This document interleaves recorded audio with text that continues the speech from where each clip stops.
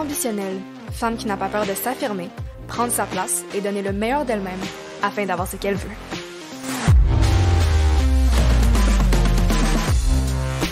Donc aujourd'hui, je reçois sur le podcast Rolande Balma, qui est conseillère municipale de la ville de Longueuil. Donc, étant étudiante en finance et en commerce international à l'Université Concordia, Rolande se définit comme étant une jeune leader passionnée par la gestion et par les mots. Elle maîtrise 3 langues, soit le français, l'anglais et le mori, une langue parlée au Burkina Faso. Elle est la plus jeune conseillère municipale à Longueuil, ayant été élue à l'âge de 21 ans. Son parcours, de même que ses engagements sociopolitiques, sont impressionnants. C'est impliqué dans divers comités et événements touchant aux enjeux de racisme, d'homophobie, de sexisme, de discrimination, d'intimidation et de féminisme. Dans le cadre du mouvement Black Lives Matter et à la suite de nombreux événements ayant eu lieu à Montréal et ailleurs dans le monde, elle a organisé et animé des panels internationaux sur le racisme systémique. En collaboration avec le Centre des femmes de Longueuil et la Place de l'emploi de Longueuil, elle a aussi animé un atelier sur le parcours des femmes migrantes. À l'automne 2020, elle a participé à une formation sur le leadership offerte par le Centre communautaire Bon Courage. Cette formation l'a amenée à co-créer Voix d'inflexion, une plateforme de représentativité des modèles issus de la diversité québécoise, ainsi que les portraits d'ébène, un projet visant à dévoiler des identités stigmatisées. En 2021, elle a pris part au programme national Think Big, Lead Now de YMCA, où elle y a rencontré plusieurs jeunes passionnés et acteurs de changement. Elle a aussi travaillé au département du courtage en douane pour la compagnie Access International. Rolande est titulaire de plusieurs distinctions, dont la médaille Force Avenir reçue en 2017 dans la catégorie d'élèves engagés. Elle y a été nommée comme étant un modèle au monde. En 2018, elle a été bénéficiaire de la bourse Desjardins pour l'implication communautaire et, 2 années plus tard, elle a reçu une seconde bourse Desjardins pour l'implication sociale. Donc sur ce, j'espère que vous allez apprécier l'épisode. Bonne écoute! Donc Rolande, merci beaucoup d'être avec moi aujourd'hui. Ça me fait vraiment plaisir de t'avoir sur le podcast depuis qu'on s'est rencontrés à l'événement du mois de l'histoire des Noirs. C'est un plaisir partagé. Donc pour commencer, est-ce que tu pourrais nous parler un peu de toi et de ton parcours? Écoutez, par où commencer? Mon nom est Rolande, bien entendu. J'ai 22 ans. Cela fait maintenant 8 ans et demi que je suis au Québec. En fait, bientôt 9 ans, au mois d'avril. Je suis conseillère municipale en ce moment. J'ai fait mes études en études internationales quand j'étais au cégep, puis à l'université en commerce international. Je suis encore en train de terminer mon bac dans moins d'1 an. J'ai super hâte. Et puis voilà, je suis conseillère municipale, donc ça ressemble à peu près à ça mon parcours. Bien sûr, j'ai travaillé ici et là dans certains travaux, mais on le développera plus tard si tu veux. Parfait. Ben écoute, justement, tu dis que tu es conseillère municipale, mais c'est quoi ton rôle en tant que tel? Donc, c'est quoi tes tâches? Puis comment est-ce que tu es arrivée à ce rôle-là? Oui, c'est fou parce que c'est un peu difficile de décrire le rôle d'une conseillère municipale parce qu'il n'y a pas de tâches vraiment typiques. Par contre, puis souvent on me pose la question, on me dit, mais ça ressemble à quoi une journée typique pour Rolande? Et je réponds toujours, la seule chose qui est typique dans mes journées, c'est que je réponds à des courriels et je réponds à des appels de citoyens. Donc ça, c'est la seule chose qui ne change pas. Par contre, dans les tâches, ça va vraiment dépendre des semaines, ça va dépendre aussi des saisons. Dans la saison, par exemple, où la ville doit adopter son budget, vu que je fais partie de la commission des finances et du budget, on travaille beaucoup sur les budgets, donc on étudie le budget, on adopte le budget. Donc, c'est vraiment, c'est faire le pont entre les citoyens puis l'administration, réaliser ces dossiers, puis, comment dire, toujours s'assurer d'une conformité puis d'une justesse là, dans les décisions qu'on prend, mais il n'y a vraiment pas de journée typique en politique. Et ça, c'est excellent parce que moi, j'adore mes journées. Je ne pense pas que j'aurais aimé une journée typique dans la vie. C'est ça. Donc, est-ce que tu es une personne que tu dirais routinière? Non, vraiment pas. Moi, j'aime beaucoup les surprises. C'est bizarre, mais j'aime beaucoup les surprises. Ça ne me dérange pas la routine, mais je pense que je peux supporter la routine pendant peut-être 1 an. Plus que ça, ça devient impossible. Alors moi, j'ai besoin de changement, j'ai besoin d'évoluer dans ce que je fais. C'est la personne que je suis. Puis j'ai besoin d'idées. Je suis une personne qui adore beaucoup la créativité. Donc j'ai besoin d'être dans un espace qui me permet de le faire. Et la politique me permet de le faire. Puis j'ai aussi besoin d'être dans un espace où je suis quand même indépendante dans mes actions. Et puis la politique me permet de le faire parce que dans mes dossiers, bien entendu, mais la seule personne qui est responsable de la réalisation de ces derniers, c'est moi. Alors ça donne un petit... je pense que l'expression québécoise, là, c'est quoi? Une pouce dans le cul? Je sais pas trop. En tout cas, une motivation. Ça donne une motivation, on va dire ça comme ça. Parce que je ne sais pas c'est quoi l'expression. J'apprends encore, comme tu peux voir, des expressions québécoises. Moi, je pense que je la connais juste en anglais, c'est « fire under your ass ». Mais... Oui, mais exactement, c'est ça, mais je ne sais pas c'est quoi en français. En tout cas, tu comprends ce que je veux dire. Absolument. Oui, exact. Puis tu dis justement que la politique, c'est un milieu qui requiert de la créativité. Mais on dirait que la politique, pour moi, c'est un monde qui est très, très... pas froid, mais un monde qui est très droit, si je peux dire. Comment est-ce que tu mets la créativité à profit dans ton emploi, en fait? Mais c'est intéressant parce que tu dis, moi j'ai l'impression que. Puis souvent, la perception que les gens ont à l'extérieur de la politique, mais elle est très. Mais je pense pas que ta perception soit négative, mais souvent la perception que les gens ont est vraiment négative, puis ça n'a rien à voir de ce que la politique est réellement. Je dis pas que c'est pas le cas, je veux dire, chaque politicien, chaque politicienne est différent, différente, mais la politique, c'est pas juste ce qu'on voit à la télé ou ce qu'on entend dans les débats. Puis souvent, les gens, moi la première, j'étais surprise de mon rôle quand je suis arrivée parce que mes attentes n'étaient pas nécessairement mon rôle, 100%. Alors, il faut avoir la créativité dans tes dossiers. Puis la créativité, ça veut dire, bon, je veux par exemple que la ville change de lumière, qu'on change complètement de compagnie. Mais comment je peux y arriver? Ben, il faut que j'amène mes collègues avec moi. Donc, comment je fais pour amener mes collègues avec moi? Je vais essayer de les convaincre que ce projet-là va aussi les bénéficier eux. Ça, c'est une sorte de créativité que tu dois chercher. Puis, comment convaincre? C'est surtout comment convaincre tout le monde d'être sur le même bateau, mais ça prend beaucoup de créativité comme personne. Et comment faire rayonner ta ville aussi, ça prend énormément de créativité, je trouve. Donc, il y a de la place en masse pour la créativité en politique, je trouve, dans tous les paliers, vraiment. Ben c'est ça. Écoute, plus t'en dis, plus ça me fait penser, parce que souvent aussi dans les nouvelles, on voit surtout le côté plus négatif, les lois, les choses qui passent affectent la société potentiellement négativement. Il y a beaucoup de débats par rapport à ça. Mais quelles sont justement des fausses croyances qu'on pourrait défaire à propos de la politique? Je pense que, puis moi je peux juste parler pour la politique municipale, bien entendu, c'est mon domaine. Une des fausses croyances, c'est justement que les politiciens sont des paresseux, qui ne veulent rien faire. Ça, c'est faux. Je dis faux parce que la plupart des politiciens que je connais s'en vont en politique pour une raison. Ça ne veut pas nécessairement dire que c'est la bonne raison, mais c'est pour des raisons, puis ils y croient, puis ils veulent changer quelque chose, même si ce n'est pas nécessairement la bonne chose. Comme je dis, chaque politique est différent, mais on s'en va toujours en politique parce qu'on a une croyance, on a un but. Donc, c'est pour ça qu'on y va. Puis souvent, on représente quand même une partie de la population, que l'on veuille ou pas. Puis si on est élu, bien, on représente quand même une grande partie de la population. Ça veut dire qu'on la plupart des gens qui habitent dans notre district ou peu importe nous a élus. Donc, c'est pas vrai que les politiciens sont paresseux. Je pense que c'est une croyance qu'il faut défaire. Donc, c'est ça. L'autre chose, c'est que les politiciens sont narcissiques. Il y a des gens narcissiques en politique, mais la plupart des politiciens ne sont pas narcissiques. C'est plutôt le contraire. C'est des gens qui veulent beaucoup donner à la population. C'est des gens qui travaillent fort jour et nuit. Il n'y a pas d'horaire typique en politique. Il faut vraiment aimer ce que tu fais.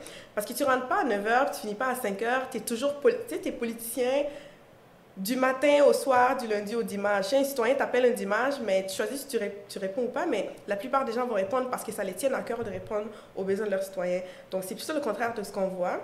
Peut-être que des fois, dans les débats, justement, la façon dont les gens s'expriment, on a l'impression qu'ils sont narcissiques, mais c'est le contraire, vraiment. C'est des gens bien. En tout cas, moi, mon équipe est super bien, puis les politiciens que j'ai la chance de rencontrer, c'est quand même des personnes qui veulent vraiment beaucoup redonner à la société. Ben, j'en suis certaine, écoute, puis t'es une personne qui est absolument incroyable, donc j'en doute pas que t'es bien entourée. Merci. Mais justement, tu disais que chaque politicien se lance en politique parce qu'il y a un certain but ou une certaine croyance. Toi, la tienne, c'était quoi? Quand je me suis lancée en politique, bon, alors, je te raconte un petit peu mon parcours, je vais essayer d'être le plus court possible. Moi, je m'impliquais beaucoup quand j'étais jeune, je dis quand j'étais jeune, mais j'ai juste 22 ans. Je me suis toujours impliquée de mon arrivée au Québec. Alors, mon implication a commencé au secondaire, quand je suis arrivée, puis j'étais en secondaire 2. J'ai vécu une situation d'intimidation, et puis le prof qui m'a accompagnée là-dessus, c'était un médiateur / prof, là, au secondaire. Et il m'a dit, je me rappellerai toujours de son nom, M. Roy, il m'a dit, Rolande, j'ai un groupe que je vais te faire rencontrer. Il m'a amené rencontrer un groupe qui s'appelait le Comité Empreinte. Puis c'est un comité qui faisait beaucoup de sensibilisation justement pour l'intimidation à l'école secondaire. Et quand je les ai rencontrés, écoute, j'ai commencé à m'impliquer là. Je suis restée avec le comité pendant 3 ans. Et par la suite, j'ai allongé, si on veut, là, mes implications, que je sois au cégep, à l'université. Je me suis impliquée beaucoup à Longueuil aussi avec le Centre des femmes de Longueuil. Mais comme jeune femme, et comme jeune femme noire, je ne sentais pas que j'avais une place nécessairement dans la ville où j'étais pour l'implication que je voulais faire. Pour être honnête, la plupart de mes implications étaient surtout à Montréal, parce que je ne voyais pas nécessairement l'espace pour moi. Et quoi que je m'intéressais à la politique, moi je pensais que ça allait jamais changer. Je regardais le visage des gens qui étaient élus, puis je me disais, écoute, voilà, hein, on fait avec, c'est ce qui existe. J'ai rencontré Catherine Fournier, qui est la mairesse de Longueuil en ce moment, en 2020, juste avant la pandémie. On organisait la Marche mondiale de la femme, donc avec plusieurs organismes qui participaient. Moi, je le faisais avec le Centre des femmes de Longueuil. J'animais un atelier sur les femmes migrantes. J'ai rencontré Catherine, comme elle était députée. Elle est venue, on s'est parlé. Elle est partie. Moi, ce jour-là, je la voyais pure et simple comme une députée qui était très, très impliquée, qui s'était quand même déplacée pour voir ce qu'on faisait comme activité. Et puis, quand elle est partie, ben écoute, on ne s'est jamais revus. Mais un an après, quand elle réfléchissait à se présenter à la mairie, mais elle m'écrit, puis elle me dit, mais Roland, est-ce que tu es disponible pour un Zoom? J'ai dit, ben oui, pourquoi pas. On se fait un Zoom, elle me pose des questions, qu'est-ce que tu penses de Longueuil? Selon toi, qu'est-ce qu'il faudrait à Longueuil? Puis moi, comme une citoyenne pure et simple, là, qui avait beaucoup, qui pensaient que les besoins étaient là pour les jeunes, pour les femmes, pour les personnes issues de l'immigration, moi, je l'ai tout cité, puis je me suis dit, ben, si elle se présente, ce serait une excellente personne pour Longueuil, mais moi, je pensais pas que je ferais partie de son équipe, mais je me disais, au moins, c'est une personne qui s'intéresse, qui consulte vraiment la population. Puis elle est partie, puis on s'est quitté là. Je reçois un message après la même journée, la nuit, qui me dit...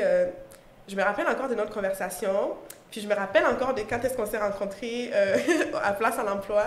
Puis je trouve que t'es une personne brillante, tu as beaucoup d'idées pour Longueuil. Puis elle était en réflexion, donc c'était pas confirmé encore, mais elle disait, si je décide de me présenter en politique, j'aimerais ça être entourée de gens comme toi. Donc, est-ce que la politique, ça t'intéresse? Puis, juste pour te mettre en contexte, j'avais 20 ans. Parce qu'on était, on était en 2021, ma fête c'est en juillet, j'avais pas encore 21 ans, tu sais, j'étais pas légale aux États-Unis pour dire c'est quoi. Puis, quoi que j'étais vraiment excitée quand j'ai vu ça, je me suis dit, ouh, mais attends, j'ai 20 ans, je suis aux études, je suis une femme noire. Je sais pas si Longueuil est prêt pour ça, sérieusement, là, tu sais, c'est pas que je veux pas, mais ça me faisait peur. Mais j'ai été transparente avec elle, je l'ai partagé. J'ai dit, je sais pas si je vais être la bonne personne parce que je suis jeune, puis elle m'a dit, wow, attends, parlant de jeunesse, moi j'ai été élue pour la première fois à 24 ans. C'est pas un argument qui passerait, mettons pour moi. J'ai dit, d'accord, mais il y a aussi le fait que je suis aux études. Puis elle dit, ben, il n'y a pas de souci, tu peux faire la politique à temps partiel, c'est une possibilité. Il faut vraiment juste que tu t'organises comme tu peux. J'ai fait, ah, ok, intéressant. D'accord, deux points qui sont enlevés. Puis pour la diversité, elle me disait justement, Longueuil est une ville qui est vraiment diverse, mais ça prend des gens à l'image de la ville. Et on s'est appelé 2 semaines après. J'ai dit, mais je réfléchis, là, on réfléchissait les deux. De toute façon, ce n'était pas confirmé de son côté, pardon. Mais on s'est appelé 2 semaines après, puis je lui ai dit, mais écoute, Catherine, je pense que je suis prête à me lancer en politique à 20 ans avec toi, mais sérieusement, juste avec toi, parce que je ne pense pas que je l'aurais fait avec une autre personne. Puis voilà, c'est comme ça que j'ai commencé. Puis j'adore sérieusement mon travail. Puis là, tu vois, j'ai tellement parlé, je voulais le faire court, mais j'ai tellement parlé que j'ai oublié ta question. C'est pas grave. Dans le fond, ma question, c'était, après tout ce parcours-là, lorsque tu as rencontré Catherine, elle t'a proposé, tu as accepté, est-ce que tu avais un but lorsque tu as accepté la position? Mon but, premièrement, c'était de changer le visage de la politique longueuilloise. Parce que, comme je dis, Longueuil, c'est une ville qui est vraiment hyper diversifiée, mais la politique, ou si on veut, les postes de pouvoir ne représentaient pas la population.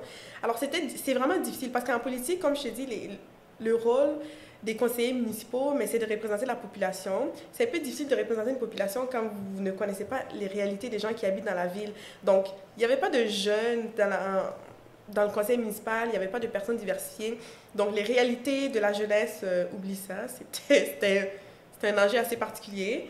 La même chose pour moi, un enjeu qui me tient à cœur, là, c'est vraiment tout ce qui est parité. Donc, féminisme, moi, c'est quelque chose qui vient me chercher. Puis je me disais, mais ça prend aussi plus de femmes en politique et ça prend des personnes de la communauté ethnoculturelle parce qu'il y en a, je pense, à peu près une bonne vingtaine % de la population est quand même issue de l'immigration. Alors, ça prend des gens qui connaissent ces réalités-là pour être en mesure de les représenter au conseil municipal.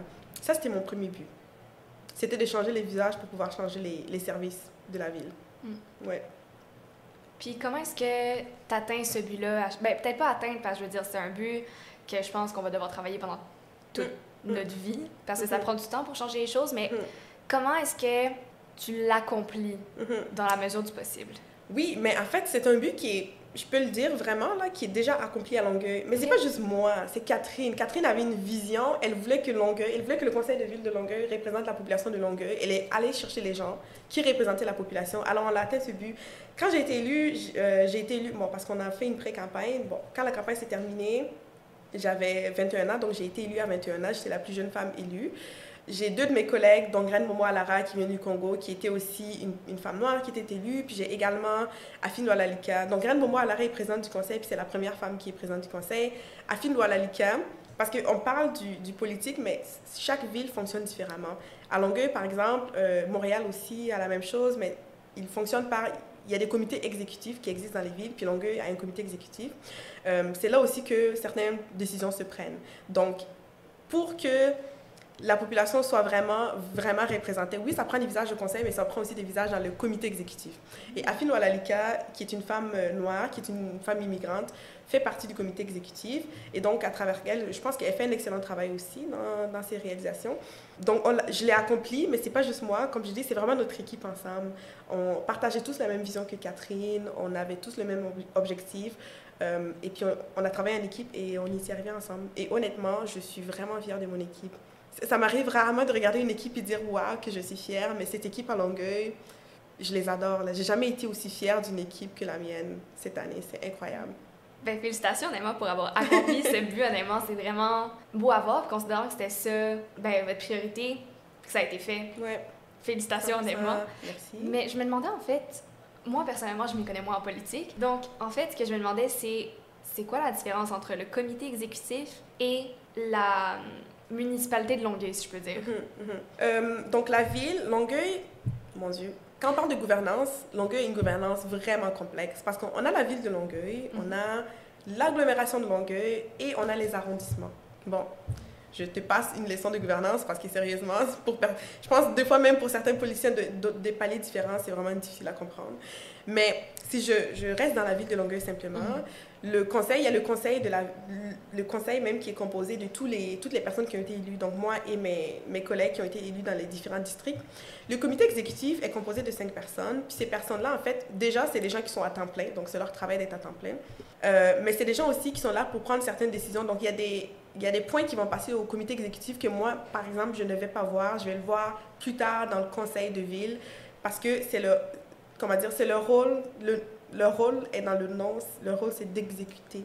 Donc, comme tu peux le voir, certaines tâches, donc certaines orientations vont passer par le comité exécutif au lieu de passer par le conseil. Souvent, certaines orientations vont passer ou résolutions vont passer par le comité exécutif avant de passer dans le conseil, mais c'est des gens qui ont, si on veut, un certain pouvoir supplémentaire. OK. Ouais. C'est intéressant, parce que j'ai l'impression que... C'est complexe. C'est ça, la politique, c'est un domaine qui est quand même assez nébuleux, parce que c'est tellement large, mais en même temps, c'est extrêmement précis aussi, j'ai l'impression. Écoute, c'est parce qu'on est régi par des réglementations, je ne sais même pas combien de réglementations il y en a là, il y en a tellement, mais qui traitent chaque point, donc c'est un peu plus facile de se retrouver puis de dire « Ah, je me rappelle pas comment j'agis dans telle situation, mais tu vas voir la réglementation. » Oui, c'est précis, mais la raison pourquoi ça paraît complexe, c'est que chaque ville est différente. Donc, on travaille pas de la même façon. Quand on est une petite municipalité de, je sais pas moi, 5000 personnes que Longueuil, qui a des 250 quelque chose 1000 personnes. Donc, c'est vraiment différent. C'est correct, c'est normal. L'important, si tu veux t'impliquer en politique, c'est de regarder dans ta ville comment elle fonctionne. Parce que je parie qu'elle ne fonctionnera pas de la même façon que la ville qui est juste à côté. Donc, c'est aussi pour ça que ça paraît complexe. Mais il faut juste être spécialiste de sa ville, puis par la suite, on comprend davantage les autres. C'est ça. Mais toi, en tant que tel, est-ce que tu étais au courant de tout ce qui englobait un peu le monde politique avant de te lancer ou t'as appris vraiment sur le tas? Non. C'est drôle quand je suis arrivée en politique parce que je comprends très bien mes citoyens maintenant quand ils m'appellent, quand des gens m'appellent par exemple pour se plaindre. Parce que moi, j'étais une citoyenne plaintive. Je me plaignais, je l'appelais pas mon conseiller municipal, mais je me plaignais à l'intérieur puis je me disais, mais là, ça prend du temps pour faire avancer tel dossier, c'est pas normal.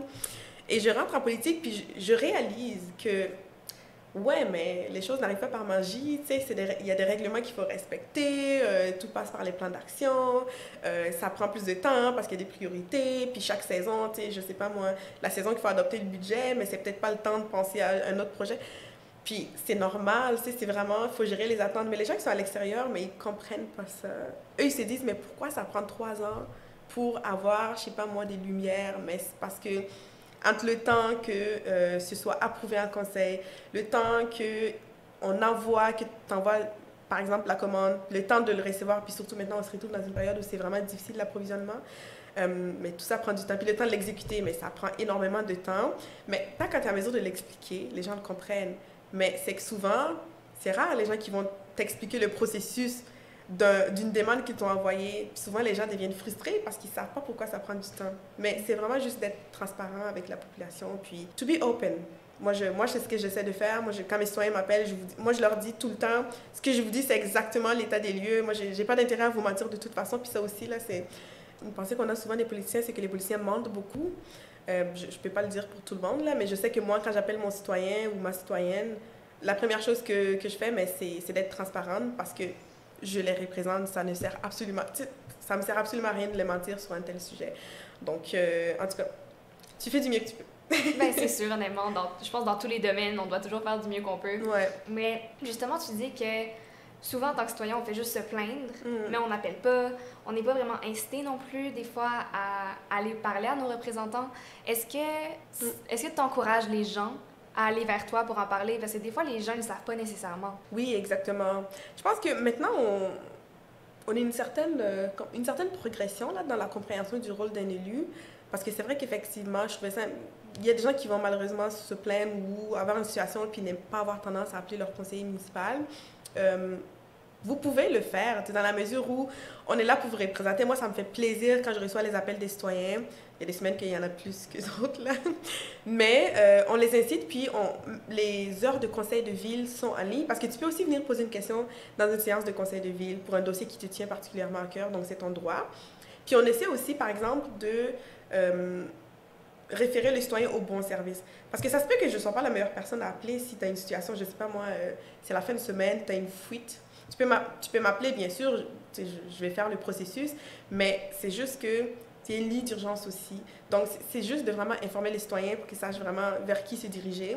Mais le rôle d'un élu, oui, on est là pour les citoyens 100%, mais c'est surtout, notre rôle est beaucoup plus dans les grandes orientations puis les adoptions des résolutions que les gestions cas par cas. Des fois, on a des gens qui vont appeler pour se plaindre, par exemple, que... je sais pas, se plaindre d'une personne dans l'administration, mais ça, c'est de la micro-gestion, puis c'est vraiment pas mon rôle de faire ça. Mais c'est vraiment dans les grandes orientations qu'on travaille, mais on est aussi là pour accompagner les citoyens dans leurs besoins. Alors, j'essaie le plus possible, effectivement, quand il y a des situations, d'inviter les citoyens qui viennent, que ce soit en conseil de ville ou qu'ils m'appellent. La plupart des gens qui m'ont contacté ont mon numéro cellulaire. Pour moi, c'est plus, tu m'envoies un texto, ça me fait plaisir de te répondre par texto. Tu n'as pas besoin de passer par un processus pour m'appeler. Appeler mon numéro de poste, tu peux, mais tu peux aussi me texter. Donc, chaque personne, par contre, a une façon de fonctionner qui est assez différente. Moi, c'est comme ça que je suis, mais il y a des gens qui ne sont pas comme ça, puis c'est aussi correct. C'est juste trouver la façon qui te convient le mieux, mais effectivement, oui, de toujours inviter les citoyens. Est-ce que tu as déjà eu des situations comiques ou absurdes qui te sont arrivées dans ton poste? Je pense que ça fait tellement longtemps, je dis longtemps, ça fait 1 an et demi que je suis en politique et il n'y a plus rien qui me surprend. Donc, je pense que peut-être si je vais essayer de me rappeler dans mes débuts, peut-être qu'il y a une situation qui est arrivée qui était absurde. Je suis sûre que tout ce qui arrive est absurde. Mais c'est vraiment difficile de... Ou sinon, est-ce qu'il y a une situation, mettons, qui t'a marqué? Ça peut être positif ou négatif, peu importe. Mais est-ce qu'à un moment, tu t'es peut-être dit « Wow, comme j'ai vraiment un impact, puis je vois qu'est-ce que ça donne au final ». Oui, 100%. Mais je peux peut-être donner 2 situations. Pas si long que ça, j'ai eu un citoyen qui, il habite dans mon district, qui, durant la semaine de la fierté, avait mis un drapeau gay LGBTQ+, dans son entrée. Et c'est un citoyen qui s'est fait malheureusement agresser, donc par des gens. La police, en ce moment, est en train d'enquêter l'affaire, donc ils n'ont toujours pas retrouvé les personnes. Par contre, moi, j'ai été tellement marquée par cette situation dans ma ville que j'ai parlé aux citoyens au téléphone, il a écrit aux médias, il y a eu des articles qui sont sortis là-dessus. Et puis, j'ai essayé de faire une sensibilisation là-dessus. Donc, moi, j'ai invité les citoyens en conseil de ville. J'ai invité l'organisme qui travaille justement en accompagnement des personnes de la communauté LGBTQ+, au conseil de ville. Cette journée-là, je voulais vraiment faire, comment je le dirais en français, je voulais vraiment passer un message comme quoi ce genre d'intolérance-là ne devrait pas exister dans la ville. Et j'ai passé vraiment un mot là-dessus dans le conseil de ville. Et c'était un mot qui était long et j'étais fière d'avoir pris du temps pour passer un mot. Et c'est un mot qui a été partagé par notre mairesse Catherine Fournier. Et à la suite de cet événement, pour la première fois, on a créé le dossier LGBTQ+, dont je porte maintenant, à Longueuil. Et pour moi, c'était essentiel de le faire parce que souvent, parce qu'on ne voit pas les injustices, on pense qu'elles n'existent pas. Mais on a encore beaucoup de travail à faire dans tous les enjeux, je te dirais, là, vraiment sociétaux, incluant les relations avec les communautés LGBTQ+. Puis ça prenait vraiment un dossier qui cadrerait vraiment en tout cas des réalisations si on veut. Puis je suis très fière de le porter, je suis très bien accompagnée par une équipe aussi pour le faire. Puis le but, c'est bien entendu d'augmenter l'inclusion des personnes LGBTQ+, à Longueuil, puis que les personnes se sentent moins invisibilisées, puis que il ou elle participe aussi là, à la vie municipale. Donc ça, c'est un.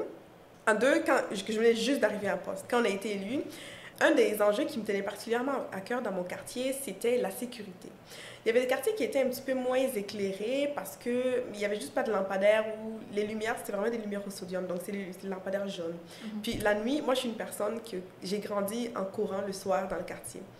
Alors, quand j'ai commencé à devenir, si on veut, entre guillemets, une femme, j'ai arrêté de courir parce que je me faisais poursuivre. Quand j'allais courir, il y avait vraiment des choses qui se passaient et j'avais peur. Donc, j'ai arrêté. Ça fait, je pense, 4 ans peut-être maintenant que je n'ai pas couru du tout dans mon quartier parce que j'ai vraiment développé cette peur-là. Et quand je me suis présentée en politique, puis je parlais au Centre des femmes de Longueuil, je leur ai mentionné l'enjeu, puis ils me disaient oui, effectivement, il y a plusieurs femmes qui vivent cet enjeu-là parce que bon, c'est pas très éclairé, donc ça fait un peu peur. Dans mon engagement, moi je disais clairement, ok oui, il faut absolument, dans mon quartier, puis je ne suis pas experte des autres quartiers, mais je disais pour Antoinette Robidoux, qui est le nom de mon quartier, ça prend une amélioration de la sécurité pour les femmes, parce que les femmes, à chaque fois que j'interrogeais quelqu'un dans la porte, ils me disaient, oh, oublie ça, moi je ne marche pas dans la nuit, parce que c'est pas très bien éclairé. Et le lendemain de notre arrivée en poste, mais écoute, notre administration nous dit, ben écoute, nous, on s'aligne avec vous, là, de toute façon, on travaille sur un plan pour changer les lumières, fait si vous nous donnez votre go, mais on y va. Puis moi, j'ai regardé ça, j'étais comme, mais c'est extraordinaire. Puis c'était un plan de conversion, justement, des lumières. Donc, les lumières au sodium seraient converties en lumière d'AILE, qui éclaire plus, qui coûte à long terme, là, qui nous fait sauver de l'argent, qui est beaucoup plus éco-responsable. Écoute, on l'a approuvé sur le coup. Moi, c'était une réalisation, mais ça a été fait comme ça, parce qu'on est arrivé, puis on avait une administration qui avait la même vision que nous. Puis c'est tellement agréable de travailler avec une équipe qui a la même vision que toi, parce que, ben, clairement, là, si tu as des attentes, tu t'attends à peut-être te battre pendant des mois pour pouvoir réaliser quelque chose, mais c'est passé quand même assez rapidement. Mais j'étais vraiment fière. Vraiment, vraiment fière. C'était une des premières choses qui avait été faite quand on est arrivé au pouvoir. Mais c'est impressionnant quand même la rapidité avec laquelle ça s'est fait. Puis effectivement, la sécurité des femmes, c'est tellement un enjeu qui est présent dans notre société puis qu'on en met de l'avant parce que justement, c'est tellement une situation qui est commune. Puis, tu sais, on dirait que j'aurais pas pensé, mais les lumières, la nuit, oui, ça fait tellement une grosse différence. Ça fait une grosse différence quand tu sors puis tu vois très bien que quand tu marches dans une rue qui est vraiment pas très éclairée, ça fait peur, sérieusement. Alors oui, on ne pense pas, mais souvent, la sécurité, la plupart de nos enjeux vont passer par les infrastructures puis on ne le réalise pas, mais ça, c'est un exemple qui change la donne grandement. C'est vrai. Ouais. C'est intéressant y penser, honnêtement. J'aime ça. Tant mieux. Peut-être tu vas aller en politique un jour, on ne sait pas. Je doute que ce soit un milieu pour moi. Écoute, je dis jamais non à toute éventualité. Peut-être qu'un jour, je vais me retrouver en politique, mais je sais qu'en ce moment, c'est probablement pas dans mes plans. Maintenant, j'aimerais savoir quels ont été certains de tes défis que tu as rencontrés. Ça peut être dans ta vie personnelle ou professionnelle. Puis, comment est-ce que tu les as surmontés? Wow, excellente question. Des défis que j'ai rencontrés, je te dirais, dans ma vie professionnelle, j'ai toujours été chanceuse parce que j'ai toujours été bien entourée d'une équipe de recherchistes, mais aussi de mes collègues. Donc, on travaille toujours à deux dans les dossiers. Alors, ça aide beaucoup. Dans ma vie professionnelle, écoute, moi, je suis issue d'une famille immigrante. Quand mes parents sont arrivés ici, ma mère est maintenant infirmière, mais ma mère a dû retourner à l'école parce que ses diplômes n'étaient malheureusement pas reconnus. Elle a dû retourner à l'école pour justement essayer d'avoir un autre diplôme, puis elle s'est complètement réorientée parce qu'elle était professeure au Burkina Faso, là elle est infirmière. Et dans le processus où mes parents sont en réorientation, mais j'ai 2 frères, donc j'essayais de m'occuper du mieux de mes frères, donc j'étais comme une deuxième maman de la famille. Alors c'était beaucoup de responsabilités aussi qui s'ajoutaient. Moi j'adore mes frères, mais ça m'a quand même forgé assez rapidement là, dans mon rôle de juste personne. C'est aussi pour ça que les gens vont avoir tendance à dire que j'ai l'air d'avoir 30 ans. C'est qu'effectivement, j'ai l'expérience d'une femme de 30 ans, mais j'ai 20 ans. C'était un beau défi dans la mesure où moi, j'adorais m'impliquer. Donc, moi, j'étais le genre de personne qui avait 300 000 implications à l'extérieur de l'école. Mais j'avais l'école, j'avais ça, puis j'avais mes frères. Mais ça veut dire faire le lunch, faire les repas, faire le ménage, des choses comme ça, parce que mes frères étaient vraiment plus jeunes. Là, ils sont un peu plus grands, donc sont autonomes. Ça va super bien, mais c'était quand même un défi dans les débuts. Et puis, la pandémie, je ne te cacherai pas, était un grand défi pour moi. J'avais l'habitude d'être très proactive. Moi, j'avais toujours mon agenda qui était plein. Puis la semaine que tout a commencé à s'annuler, je pleurais. Je pleurais parce que je ne savais pas quoi faire. Puis, en fait, je n'avais jamais vécu, moi, dans une société où je pouvais juste m'asseoir, regarder la télé ou lire un livre et dire « Ah, ça va ». Tu n'es pas obligé de faire quoi d'autre chose. La pandémie m'a appris ça. La pandémie m'a appris à prendre un peu de temps, mais ça a été un défi. C'est bizarre de dire que ça, c'est un défi, mais c'est un défi. Sinon, comme je dis, mais je suis à l'école en ce moment. C'est un défi en soi aussi, là, de concilier travail, études. Mais j'ai appris à bien m'organiser pour bien réussir. Il faut prioriser les choses. En fait, c'est surtout prioriser que j'ai appris avec cette conciliation. C'est pas mal les trois, je te dirais, trois choses là, que j'ai dû, en tout cas, dont je fais face ou que j'ai dû faire face pour là où je suis maintenant. Ben, honnêtement, c'est des défis qui ont totalement du sens. Surtout, on parle de la pandémie. Je pense que tout le monde s'est retrouvé un peu sous le choc quand c'est arrivé, considérant qu'on a passé d'une vie où est-ce qu'on était toujours avec des gens à devoir rester enfermés chez nous. Oui. On avait le confinement, on avait aussi à mener le couvre-feu. Mais oui, tout ça c'était fou. D'y penser, c'est fou. Mais tu sais, ce que j'ai trouvé intéressant pour la pandémie, par contre, c'est que ça nous a révélé qui on était réellement.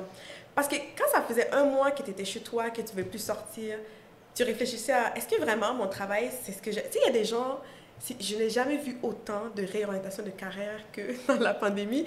Et autant ça crée un problème, on s'entend, là, qui existe encore, autant je me dis, ben, tant mieux pour les personnes qui l'ont fait parce qu'ils ont finalement réalisé que peut-être que ça ne leur tente pas de faire le chemin, je sais pas moi, 1 heure de route, 5 jours par semaine, c'est quand même quelque chose. Puis de trouver finalement ce qu'on aime, on s'est tous pas réinventé, mais on s'est forcé parce que tu n'avais pas le choix, tu étais assis à la maison, tu étais contre toi-même. Donc c'était vraiment, OK, qui je suis, puis qu'est-ce que je veux dans la vie, qu'est-ce que j'aime faire, puis est-ce que j'aime mon métier, est-ce que je suis misérable. C'était les questions qu'on se posait souvent, puis je pense qu'il y a plusieurs ont trouvé des réponses à ça. D'autres personnes, je pense que malheureusement, ont comme saigné dans cette vague-là, puis se sont jamais retrouvées. Je sais qu'il y a des gens qui ont encore de l'anxiété, justement, de la pandémie. On développe des habitudes, malheureusement, que c'est difficile de défaire. Donc, ça a été une grande période. C'était vraiment quelque chose, la pandémie. Ouais. Pour moi aussi, j'en parlais dans ma petite introduction là, pour mon podcast, mais justement, moi aussi, avant la pandémie, j'avais 2 jobs, je travaillais vraiment beaucoup, j'avais l'école, j'avais mes amis, puis j'ai toujours été habituée à être avec les gens, donc ce choc-là de devoir passer à avoir une vie vraiment remplie à être toute seule, ça a tellement été drastique pour moi, puis c'est à ce moment-là que j'ai réalisé, il faudrait peut-être que j'apprenne à prendre du temps seul 100%. Et m'habituer à aussi rien faire. Oui. C'est tellement difficile, on le réalise pas, là, mais le fait qu'on ait été mis dans cette situation-là, je pense que au départ, j'ai trouvé ça vraiment difficile, mais ça m'a permis de grandir en même temps, puis aussi de vraiment savoir qu'est-ce que j'aime et qu'est-ce que j'aime pas, malgré tout. Parce que j'ai tellement eu le temps d'essayer des choses différentes. Oui, il y a encore plein de choses que j'aimerais faire. Ah, mais écoute, t'as le temps, t'es jeune. C'est ça, exactement. On a la vie devant nous, mais pendant la pandémie, on dirait que je me suis comme retrouvée, puis je me suis trouvée aussi des nouvelles passions. Oui. Fait qu'il y a eu beaucoup de négatifs, mais il y a aussi du positif qui m'en est ressorti. Donc, c'est une balance. Non, mais c'est vraiment, c'est excellent parce que je pense qu'il y a plusieurs personnes qui ont réalisé que ils prenaient jamais le temps de se réquestionner ou de se questionner vraiment sur ce qu'ils veulent faire. On n'a jamais été aussi créatifs que durant la pandémie. J'ai jamais vu autant de créativité. Il y a des podcasts qui sont sortis, il y a des livres qui sont sortis, il y a des émissions. Moi, je dis, écoute, sérieux, c'est excellent, là. Mais je pense que ces gens-là, puis souvent, c'est des gens qui, avant, ne le faisaient pas ou ne l'auraient jamais fait, mais finalement, c'est sorti durant la pandémie. Puis j'ai dit, ben tant mieux. Mais c'est fou que ça t'a pris une pandémie pour réaliser que, j'aime ça, je vais parler de ce sujet-là dans un podcast, par exemple. Puis moi, je trouve que c'est excellent. Puis une chose aussi qu'on a appris, c'est qu'on est vraiment, je sais pas comment l'appeler, là, c'est le concept de overworking dont on s'habitue. On est vraiment, on aime ça, on est dans une société où on aime ça quand tu es occupé du lundi au dimanche, puis que tu planifies tes soupers avec tes amis 2 mois à chaque fois. Mais la pandémie, ça te fait aussi réaliser que, ouais, peut-être pas, là, ça prend, faut vraiment se reposer. Puis, tu veux pas tomber dans un burn-out. Je pense qu'il y a des gens qui étaient en burn-out, tu sais, qui étaient en début de burn-out, là, puis qui ont vécu leur burn-out durant la pandémie, parce que finalement, quand ils se sont comme couchés sur leur lit, le corps a fait comme, ouh, ouais, c'est vrai que j'étais vraiment épuisée, puis ça fait des semaines que je marche avec cette fatigue-là. Mais il faut vraiment qu'on apprenne de chaque expérience, la santé mentale qui est vraiment très importante. On apprend de chaque expérience, puis faut le garder en tête aussi, là. Puis faut pas qu'on abandonne la créativité qui est née de cette pandémie-là. Ouais. C'est plus le fait qu'on est tellement dans une société qui est axée sur la productivité 100%. et toujours s'overwork. on met tellement de l'avant les gens qui ont toujours quelque chose dans leur agenda, puis qui sont toujours occupés. On dirait que c'est comme la chose à atteindre, c'est la chose qui prend pour avoir du succès. Ça devrait pas. Mais c'est pas ça. Ça devrait pas. C'est malheureux, parce que c'est vraiment notre définition du succès, effectivement. Puis je pense que même inconsciemment, même moi je le dis, puis je pense que même inconsciemment, peut-être que je vais penser qu'une personne qui est plus occupée est plus importante qu'une personne qui est moins occupée inconsciemment.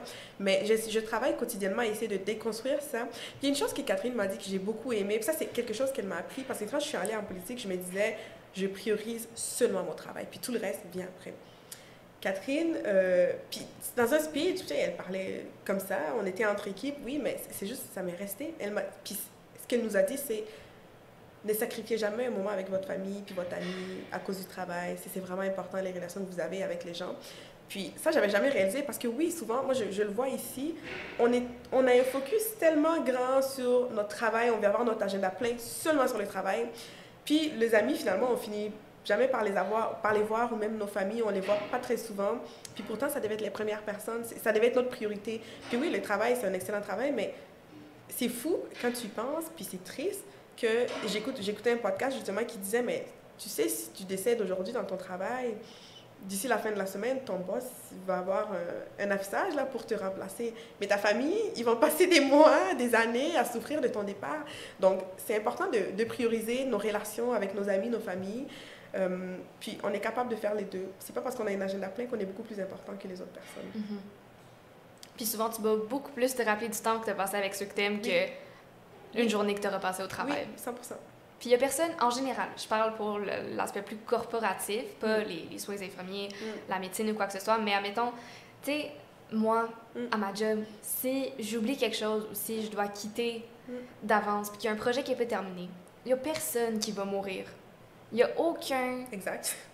Pas il n'y a aucun stress, mais c'est pas dramatique si jamais il y a quelque chose qui n'est pas fait à l'instant même. C'est pas la fin du monde. C'est ça. Mais on a été tellement habitués à notre rapport avec le temps. C'est fou. Une chose que j'aurais remarqué, parce que comme je dis, je viens du Burkina Faso, quand je suis arrivée ici, c'est le rapport avec le temps. Moi, j'avais un rapport complètement différent avec le temps au Burkina Faso. Le stress avec le temps, ça n'existe pas. En tout cas, de mon côté. Le seul stress que tu avais, c'était d'arriver à l'école à l'heure. Après, le reste dans la société, nobody cared. Sérieusement, là, que ton projet, tu le fasses en un mois ou en 2 semaines, sérieusement, l'important, c'est qu'il soit fait et qu'il soit bien fait. Quand je suis arrivée ici, c'était fou parce que tout était timé. Alors, tu te réveilles à, je sais pas moi, 6 heures, parce que tu avais 30 minutes pour prendre ta douche, puis manger, puis prendre ton autobus à 6h55, puis arriver à l'école à telle heure, puis faire tes cours. Puis c'était fou, là. Au début, moi, je ne me retrouvais pas, mais je me disais, mais c'est pas possible, sérieusement, je vais perdre la tête. Et en même pas une année, même moi, je me suis intégrée dans cet engrenage-là. Et souvent, je me dis, mais wow, sérieusement, c'est vraiment ridicule.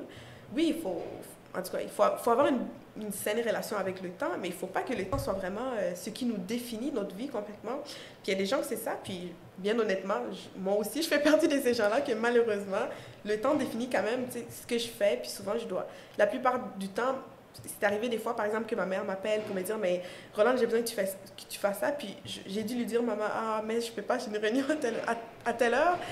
Mais je pense aujourd'hui, puis je me dis, mais j'aurais plutôt préféré faire ce que ma mère me demandait que ce que j'étais, parce que finalement, il y a des moments que tu te retrouves dans des réunions, là, puis tu n'as pas nécessairement quelque chose à dire, ou tu n'as pas une plus-value. Moi, c'est quelque chose que j'ai appris dans la vie. Quand j'ai plus de plus-value dans une réunion ou dans un groupe, peu importe, je ne veux pas y être. Ça ne sert absolument à rien. C'est du temps que je peux prendre à passer avec mes frères, à passer avec ma famille, à lire, à, je sais pas, conceptionner quelque chose. Mais je pense que souvent, on retrouve des gens qui veulent être partout. Ça, c'est bien. Mais je pense qu'être au bon moment ou à la bonne chose, c'est beaucoup plus important. Puis moi, c'est une chose que j'ai appris et dont je suis vraiment, vraiment fière parce que maintenant, je trie énormément mes rendez-vous, ce que j'accepte. Parce que des fois, là, il y a des choses que je peux répondre par courriel. Quelqu'un me dit, ah, est-ce qu'on peut se rencontrer pour telle chose? OK, c'est quoi votre question? Parfait, je t'envoie la réponse par courriel, c'est terminé, on n'a pas besoin de se rencontrer pour ça. Sérieusement, ça prend du temps à déconstruire ça, cette relation avec le temps qu'on a. Ça prend énormément du temps. Mais je pense qu'on est une génération, notre génération, je pense qu'on le réalise, puis on a tendance à vouloir les déconstruire. Donc, j'ai hâte de voir où est-ce que ça mène, sérieusement, dans les prochaines années, puis dans les prochaines générations. Ben, c'est ça, mais je pense que notre génération aussi, on a été élevés dans un monde qui est tellement hectique. Je sais pas si c'est un mot en français, mais on vit dans un monde qui est tellement rapide, notre capacité d'attention est tellement courte. Fait que ça fait en sorte aussi qu'on est tellement habitué à ce que tout soit rapide, tout soit vite. 100%. On n'a aucun temps à perdre. 100%. Donc, il y a aussi le fait qu'on a été élevé comme ça.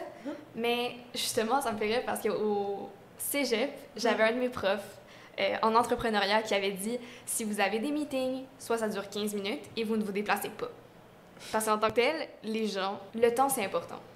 Donc, si tu peux économiser ton temps, c'est la chose la plus précieuse sur Terre. Oui, 100%. Ouais. Puis il y a aussi une phrase qui dit que le temps, c'est de l'argent. Mais l'argent, c'est pas nécessairement le côté monétaire, mais c'est aussi la richesse dans ta vie en général. Oui, il faut le voir en général. Le temps, c'est... On pourrait peut-être le modifier un jour, là, j'espère vraiment voir cette modification.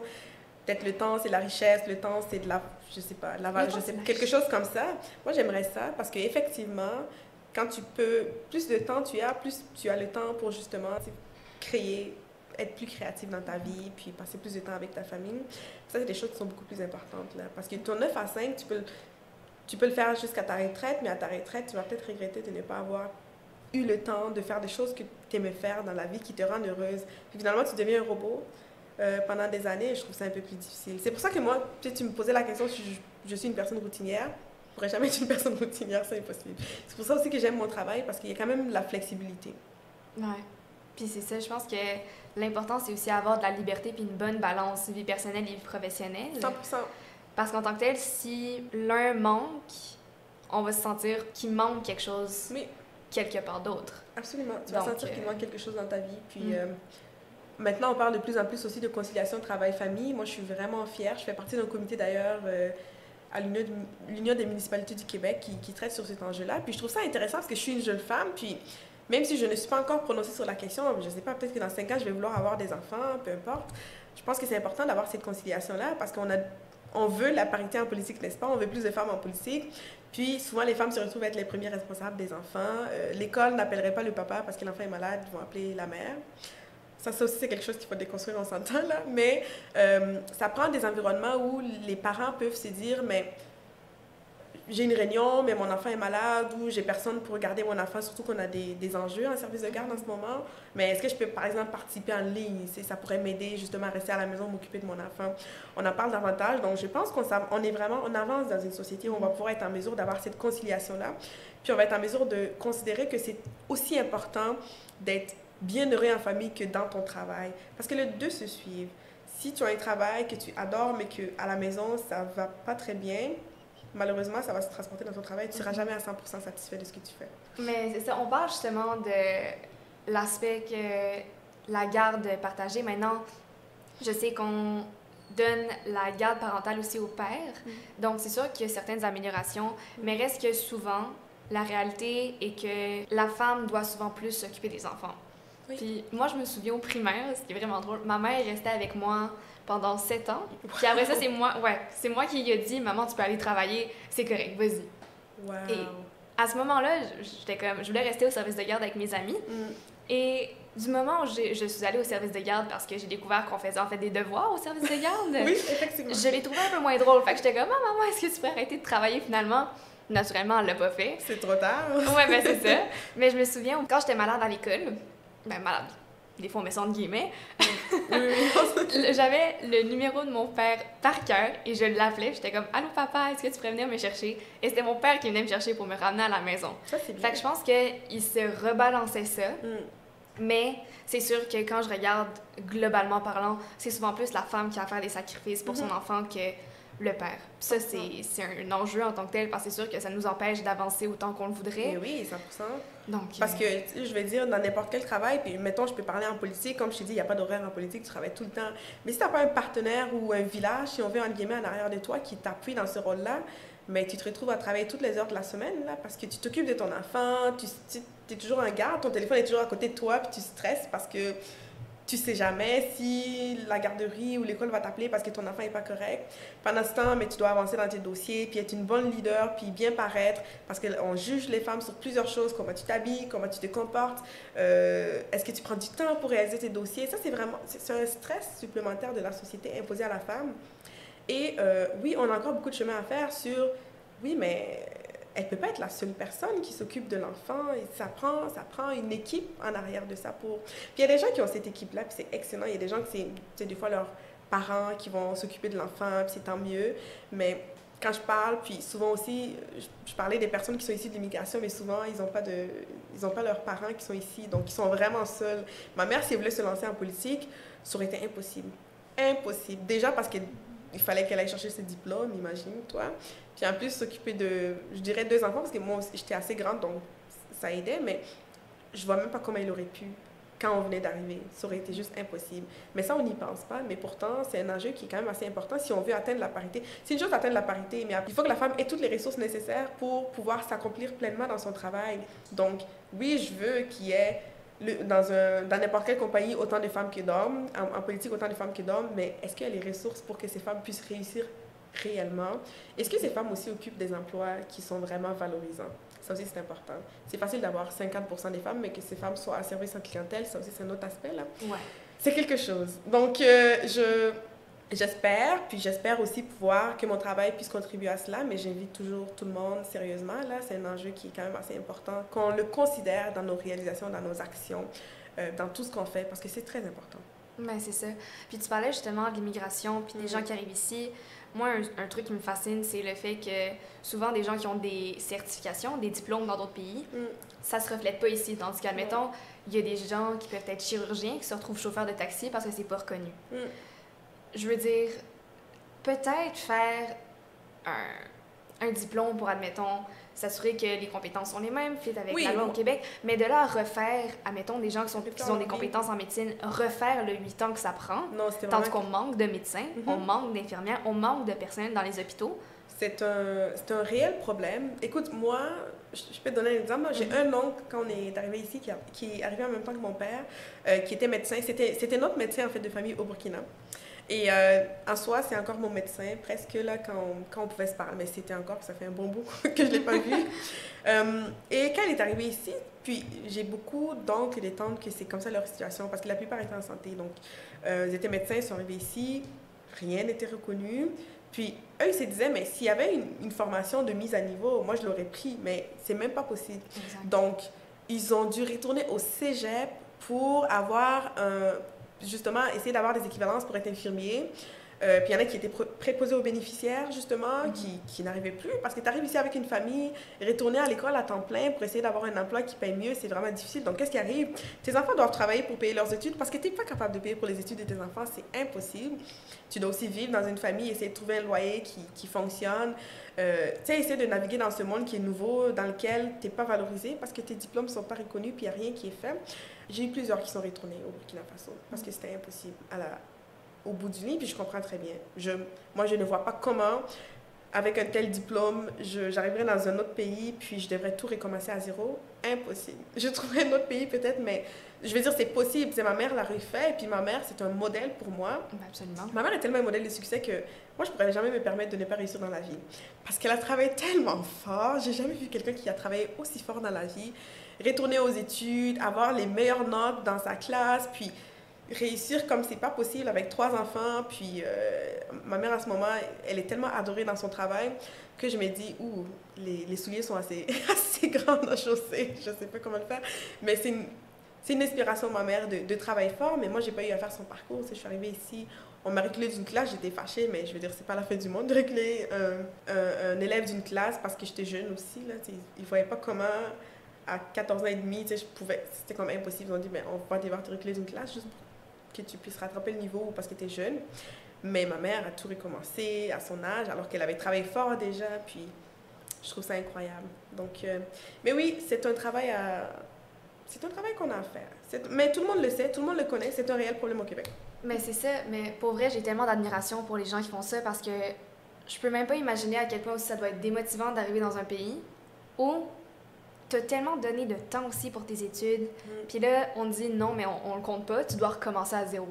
Puis justement, comme tu le dis, les personnes immigrantes, souvent, ils ont des familles. Ils n'arrivent pas tout seuls en général. Donc, il y a aussi le fait de devoir s'occuper de sa famille, aller aux études, ramener de l'argent, parce que des fois, souvent, tes enfants ne sont pas en âge de travailler. Mais oui, exactement. Donc, pour vrai, moi, j'ai absolument toute l'admiration du monde pour ta mère et les autres gens qui sont comme ça.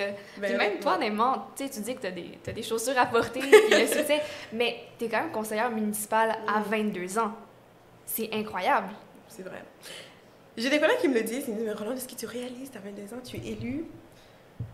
Oui, puis peut-être non aussi d'un autre côté. Je sais, j'ai vraiment l'impression que c'est quelque chose de culturel. Dans la mesure où, moi j'ai grandi dans un environnement, pour mes parents, là, c'était l'excellence, l'excellence, l'excellence. Donc c'était, tu pars à l'école, il fallait que tu aies d'excellentes notes. Alors imagine-toi quand tu avais genre même 70%, puis il fallait que tu montes ça à tes parents, c'était comme, ah, absolument pas, no way. Je vais me rattraper au prochain examen, puis ils vont voir la note finale, puis je vais dire, ah, je pense qu'il y a une erreur quelque part, mais c'est pas grave. C'est ça. Donc c'était vraiment, donc c'était ça, fait que c'était vraiment l'excellence, l'excellence, l'excellence. Et c'était, mais tu réussis dans une sphère, qu'est-ce que tu fais, mais tu montes. Et tu montes rapidement. Puis je pense que c'est quelque chose de culturel qui est tellement ancré en moi que même si je suis élue à 22 ans, je sens que c'est pas assez. Il faut que j'en fasse plus. Puis on dirait que ça me... Comment dire? Ça ne me permet pas, peut-être des fois, de enjoy la position dans laquelle je suis parce que je cherche toujours à faire plus et toujours à faire mieux parce que j'ai été élevée comme ça, que je me dis, aïe, sérieusement, à un moment donné, il faut que tu réalises que tu es vraiment élu à 22 ans, puis que, sérieux, c'est un rêve accompli et juste shut up and enjoy it. Mais oui, ça prend du temps. Je le réalise, mais c'est culturellement, ça prend du temps. C'est sûr, mais je pense qu'on est toujours plus dur aussi avec soi-même On est par rapport à critique. nos réalisations. Faut remettre en perspective aussi, tu sais, on peut se comparer aux autres puis dire qu'on est quelque part, mais si personnellement t'es pas satisfait, tu vas pas l'être. T'sais. Non, c'est le plus important. Je pense que la pire chose que tu peux faire à toi-même comme individu, c'est de te comparer aux autres. Exact. On est tellement différents, chaque personne. On est vraiment différents, les individus. Puis moi, mes amies sont vraiment toutes différentes, puis je les adore, mais côté professionnel, on se compare jamais. Je sais qu'elles sont très bien payées, elles sont peut-être même plus payées que moi, on s'en fout.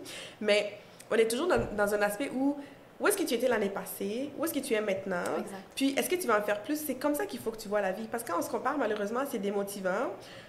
Souvent, on ne se compare pas non plus dans les bonnes plateformes. On n'a pas une discussion avec, on n'a pas une discussion avec les gens qu'on admire pour leur dire comment c'est ton travail, comment je fais pour arriver là, qu'est-ce qu'on fait? On va sur les réseaux sociaux, puis on voit ce qui n'est pas vrai, puis on dit, ça c'est vrai, par contre, j'aimerais être comme ça, mais c'est pas vrai.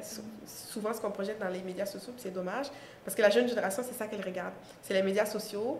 Puis, finalement, on se compare à quelque chose qui n'est pas nécessairement réel.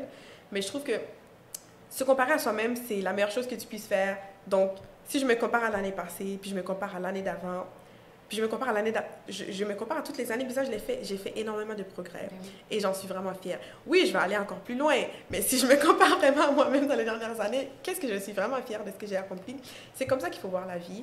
Mais je pense que c'est difficile parce que souvent, il y a des gens qui naissent dans des familles que leurs parents les comparent à leurs amis, puis tu grandis avec ça, mais tu finis par te comparer aux autres parce que tu dis, mais ma valeur, c'est selon comment l'autre me perçoit, mais non, ta valeur, c'est comment toi, tu te perçois. Ben oui. Puis c'est ça, on s'entend, même quand on se compare aux autres, on compare deux échelles totalement différentes. Oui. Parce que personne a exactement le même parcours. 100%. Puis la personne va avoir vécu des défis que tu peux pas imaginer. Effectivement. Donc, est-ce que tu es passé par ces défis-là? Non.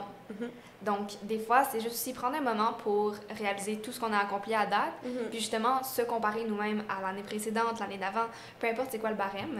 Puis c'est là qu'on réalise à quel point on a fait du progrès, qu'on a grandi. Oui. C'est là qu'on devient fier de nous, puis après ça, on peut encore plus se pousser parce qu'on n'est pas démotivé par regarder le succès des autres. Effectivement. On se compare à nous-mêmes, notre succès et où on veut aller. Oui, c'est excellent, j'aurais pas pu mieux le dire, sérieusement. On n'a pas le même parcours, on sait jamais ce qu'une personne vit, honnêtement, dans la vie. Alors, le meilleur, je sais pas comment on appelle ça, là, le meilleur comparateur, ou peu importe. Le meilleur outil de comparaison. Meilleur outil de comparaison. Non, mais il y a vraiment un terme exact que je cherchais. Barème? Qu'on a vu en chimie, c'est le meilleur barème. Le barème. Ça.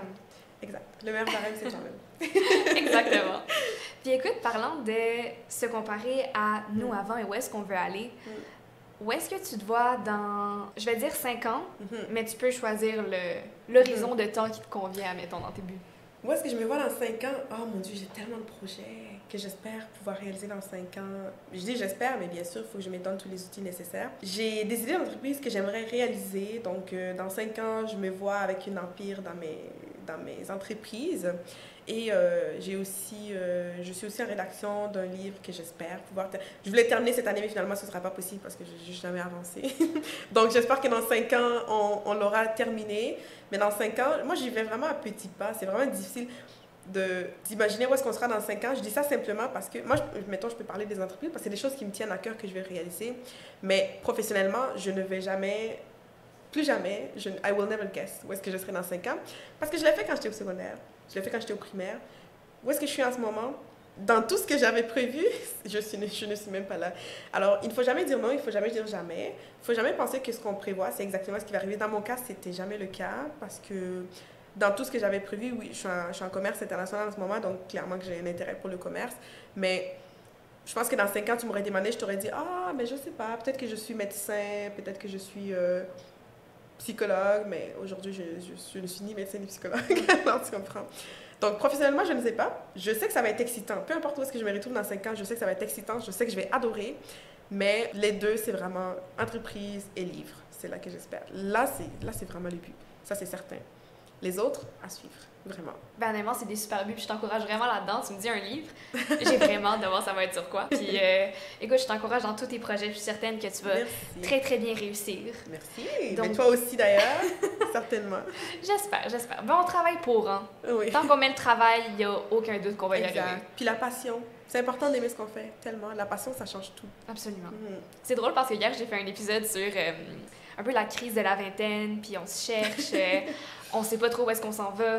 Puis moi, on dirait que cette crise de la vingtaine-là, je l'ai vécue, mais quand j'étais ado. En fait, fin secondaire, début cégep, puis adolescence. C'est ça qui est vraiment étrange, parce que je voyais que toutes mes amies avaient leur chemin bien tracé. Tu sais, j'en ai une qui s'en allait à la comptabilité, l'autre en médecine, l'autre, elle s'en va en informatique, l'autre en art. Puis moi, je me suis toujours cherchée, puis j'étais comme, j'ai aucune idée, j'ai tellement d'options. C'est pas que j'en manque, c'est que je sais pas comment choisir, puis lesquelles vont m'apporter le plus de bonheur.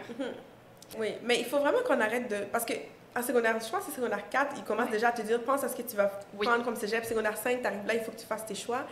Moi, j'ai toujours trouvé ça étrange parce que c'est correct, là, tu choisis ton programme au cégep, puis va à l'université comme tu veux.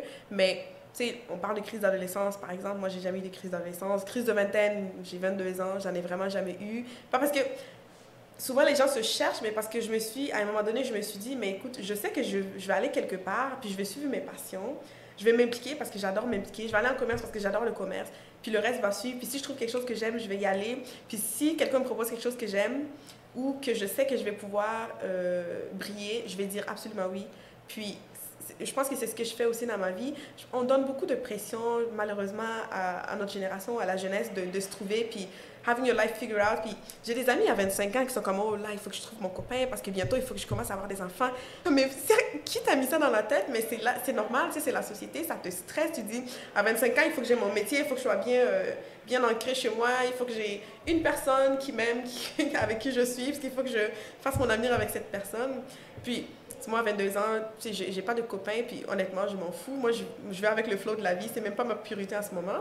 Mais je regarde autour de moi, puis je me dis, aïe, sérieusement, il y a des gens qui ont des crises d'anxiété à cause de tout ça. Mais c'est très dommage. On a besoin de déconstruire ça. Puis notre génération va devoir le faire. Ça va devoir être notre travail de déconstruire ça nous-mêmes, puis déconstruire ça dans la prochaine génération. Parce que sinon, malheureusement, on va apporter des traumas générationnels qui vont se poursuivre. Exact. Mais ma question finale, en fait, ce serait, qu'est-ce qui te rend fière d'être femme? Wow! C'est une question assez profonde. Qu'est-ce qui me rend fière d'être une femme? Beaucoup de choses, sérieusement. Premièrement, la créativité. Toutes les femmes autour de moi sont des êtres humains tellement créatifs. C'est des femmes qui m'inspirent par qui elles sont, par ce qu'elles font. Tout ça fait que ça me rend vraiment fière d'être une femme. Les femmes sont inspirantes, les femmes sont go-getters, elles sont incroyables, elles sont magnifiques. Tu sais, je sais, c'est large. Je pense que tout fait en sorte que j'aime être une femme. Je viens d'une femme, je suis une femme, je suis entourée de femmes. J'adore être une femme, j'adore ce que je suis, j'adore ce que je fais. La femme est juste incroyable. Il n'y a même pas de phrases pour décrire ce que c'est qu'être une femme. C'est juste La femme est incroyable, la femme est fantastique, la femme est inspirante. Et je crois que tout ça, ça me rend fière de toutes les femmes qui sont autour de moi, de toutes les femmes que je vois, qui réussissent, qui persévèrent, qui font de leur mieux. Ça me rend fière, moi, d'être une femme, de faire partie, si on veut, de cette équipe-là de personnes incroyables. C'est ça que je dirais. Ce serait vraiment difficile de définir exactement ce qui me rend fière d'une femme, mais tout, absolument tout me rend fière d'une femme. C'est souvent une question large qu'on me dit, mais honnêtement, je pense que ta réponse le bien défini, comme c'est tellement un ensemble qui est complexe, absolument, mais qui est tellement beau à voir. Oui. Puis il faut célébrer ça en même temps, tu sais. Il faut célébrer ça, puis tu sais, je vais dire... Puis comme l'être humain, parce que la femme, c'est quand même un bon 50% de la population, on est très, très, très diversifié, que ce soit par notre corps, par notre façon d'être, peu importe. Puis, il faut apprendre à se célébrer tel qu'on est, puis à s'aimer. Je pense que la plus grande difficulté, malheureusement, c'est qu'on vit dans une société où on juge beaucoup plus les femmes, malheureusement. Donc, tes cheveux, on va te juger. Comment est-ce que tu t'habilles, comme je disais tout à l'heure. Alors, de pouvoir s'accepter nous-mêmes, de se célébrer, puis de dire « fuck everybody else ». Moi, je m'adore comme je suis. Et si toi, c'est pas le cas, mais devine quoi? Tu peux sortir de mon cercle, tu peux disparaître. Comme I don't care. Alors, on est extraordinaire, puis I think it's... Je le dis en anglais, je suis désolée là, parce que voilà. Mais I think it's about time that we realize how wonderful we are as women. Alors, j'espère que chaque femme le sait et j'espère que chaque femme le réalise. Puis, on ne devrait jamais changer. Absolument jamais changer pour aucune personne au monde, parce qu'on est déjà extraordinaire. Pourquoi changer ce qui est déjà parfait? Sérieusement, tu vois? Absolument. On ne change pas une formule gagnante, comme on dit. Oui, exactement. Alors, il faut rester comme on est. Mais vraiment. Ouais. Mais c'est une excellente question, j'adore. Alors, à tous ceux qui nous écoutent, célébrez-vous chaque jour. 100%. Enjoy who you are. C'est l'important. C'est vraiment l'important. Puis, écoute, Roland, honnêtement, merci tellement d'avoir été là aujourd'hui avec moi. Ça m'a fait vraiment plaisir de t'interviewer. C'était vraiment une bonne discussion. C'était une excellente discussion. C'est un plaisir partagé. Quand tu veux, je suis là. Tu me réinviteras quand tu veux en parler d'un autre sujet. Mais ça me fait vraiment plaisir d'être... Ça me fait plaisir Ça m'a fait plaisir d'être ici. Puis bravo pour ce podcast. Je sais que tu débutes aussi dans le podcast. Tu fais un excellent travail. Félicitations. Merci. De le faire quand tu es aux études, c'est pas nécessairement facile, mais de voir toute la passion que tu mets et tout le courage et toute la préparation, c'est excellent. Puis je suis sûre que tu vas pouvoir motiver d'autres jeunes femmes. Mais merci beaucoup. C'est super gentil. J'apprécie beaucoup tes mots. Puis, plaisir partagé. Donc, merci. Merci à toi.